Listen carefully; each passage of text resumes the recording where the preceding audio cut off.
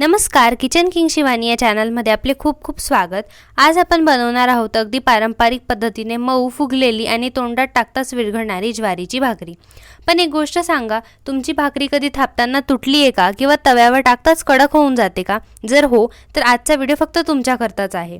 आज आम्ही फक्त रेसिपीज नाही सांगणार तर अशा 5 छोट्या गोष्टी आणि महत्त्वाच्या टिप्स सांगणार आहोत, ज्यामुळे पहिल्याच प्रयत्नात तुमची ही भाकरी खूप छान जमेल।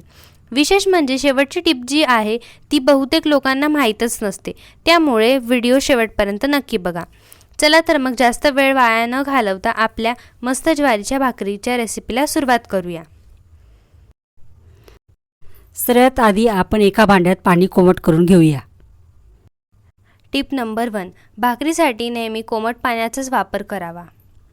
खूप गरम पाणी घेतले तर पीठ चिवट होते आणि थंड पाण्यामुळे भाकरी मऊ होत नाही, म्हणून अगदी योग्य तापमानाचे कोमट पाणी वापरले तर ही पहिली आणि महत्त्वाची गोष्ट आहे। आता दुसऱ्या बाजूला तवा मध्यम आचेवर गरम करायला ठेवूया।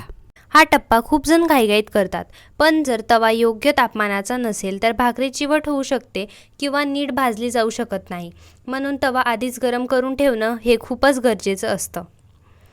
चला तर मग जोपर्यंत आपला तवा गरम होत आहे तोपर्यंत आपण पीठ मळायला सुरुवात करूया। पीठ नेहमी चाळूनच वापरा। आता ज्वारीचे पीठ चाळून घेऊया। टिप नंबर 2, पीठ नेहमी चाळूनच वापरावे। यामुळे पिठामधल्या गुठळ्या निघून जातात आणि पीठ हलकं होतं। या छोट्याशा स्टेपमुळे भाकरचं टेक्स्चर खूप छान येतं। अनेक जण ही स्टेप टाळतात, पण एकदा करून बघा, फरक तुम्हाला खूपच जाणवेल। आता थोडे कोमट पाणी घालत पीठ मळायला सुरुवात करूया। एकदम सगळे पाणी घालू नका, हळूहळू पाणी घातल्यामुळे पिठावर पूर्ण नियंत्रण राहते। ज्वारीचे पीठ गव्हाच्या पिठासारखे नसते, त्यामुळे थोडा संयम ठेवणे खूप गरजेचे आहे। हाताने हलक्या दाबाने पीठ एकजीव करत राहा। आता आपली टिप नंबर 3, पीठ किमान 3 ते 4 मिनिटं मळा। यामुळे पीठ छान एकजीव होतं आणि थापताना तडे कमी पडतात। पीठ ना जास्त घट्ट ना जास्त खूप सैल। आता तयार झालेल्या पिठाचा एक सुंदर गोळा करून घेऊया। जर गोळ्याला छोटे तळे दिसत असतील तर घाबरायचे नाही।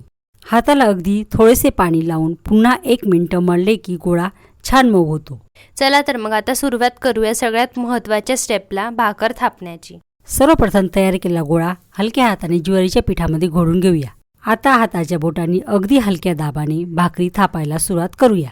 लक्षात ठेवा, या स्टेपमध्ये घाई अजिबात करायची नाही। मध्ये मध्ये थोडंसं पीठ लावल्यामुळे भाकर हाताला चिटकत नाही आणि सहज फिरवता येते।